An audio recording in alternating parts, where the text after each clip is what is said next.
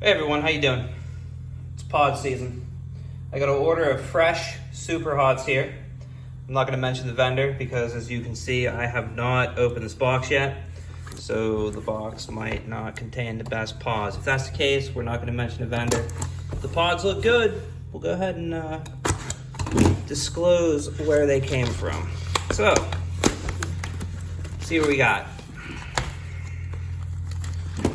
Take all this out the way without trying to show anybody who it is. And there we go. Look at that. All right. So as you can see, unlabeled.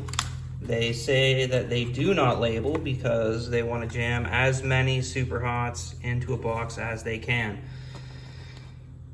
Looking pretty nice from what I can see. I'm gonna go ahead and categorize these this evening. I'm planning on enjoying a few pods, dehydrating the rest, and making a powder for tincture. But as it stands now, pretty pleased with the way those pods look.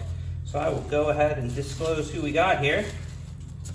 We got Inked Gardener.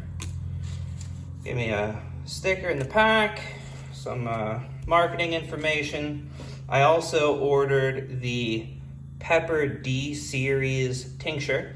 Ended up seeing that on Late for Work's channel, which led me to Inked Gardener. And whenever I went to buy the tink, I saw they had some super hots for sale. So I figured good as time as any to go ahead and get the first season's box of pods. But if you got any questions, let me know. Otherwise, I may or may not continue making some spicy content. We'll see how it all works out, but I thought this might be a good introduction to the community. So appreciate anybody checking it out. Talk to you later. Bye.